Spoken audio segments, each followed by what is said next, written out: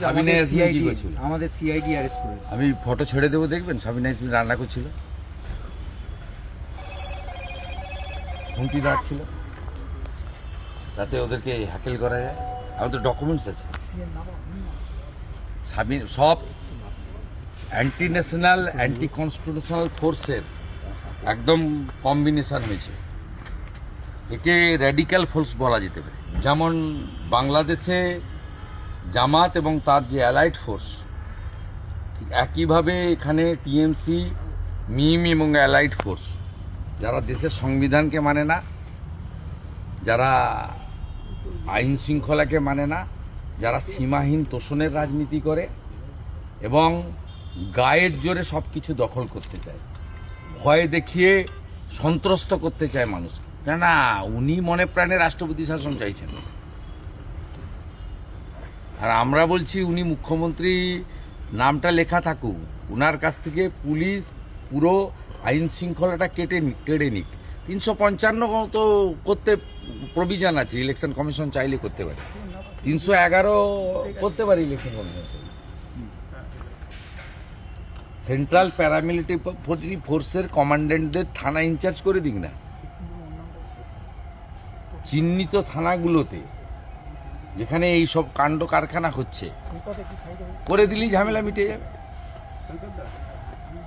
এবং এনআইএ কেসটা নিয়েছে, আমার বিশ্বাস বেলডাঙ্গাতে যেমন ভয়ে সিঁটিয়ে গেছে, সুজাপুর, কালিয়াচক ওই এলাকাতেও ভয় সিঁটিয়ে যাবে সময়ের।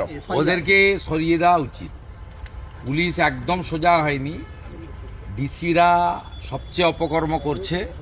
এখনও রাজীব কুমার, শান্তনু সিনহা বিশ্বাসদের কথা চলছে, এখনও রূপেশ কুমার, মনোজ বার্মা, বিনীত গোয়েলদের মতো টেন্টেড পুলিশ অফিসার তারা নিয়ন্ত্রণ করছেন।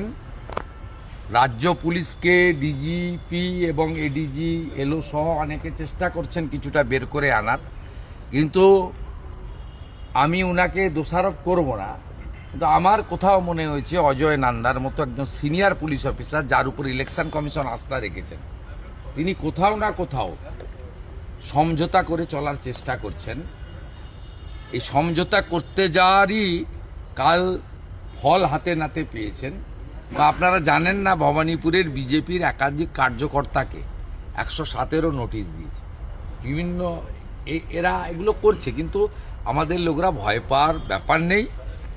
আর আমি তো ছেড়ে দেওয়ার পাত্র, আমি খুব লফুল্লি ইলেকশন কমিশনের রুলস এবং তাদের যে ডাইরেকশন গাইডলাইন মেনে আমি কিন্তু এখানে প্রতিটা ইঞ্চিতে ইঞ্চিতে লড়ব।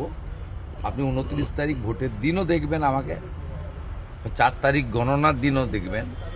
মানুষ যা করবে সেটা মেনে নিতে সকলকে হবে। আমি অন্যভাবে যে নির্বাচন মমতা ব্যানার্জি এতদিন করে এসছে, সেটা আমি পশ্চিমবাংলায় তো করতে দেবই না, ভবানীপুরেও করতে দেব।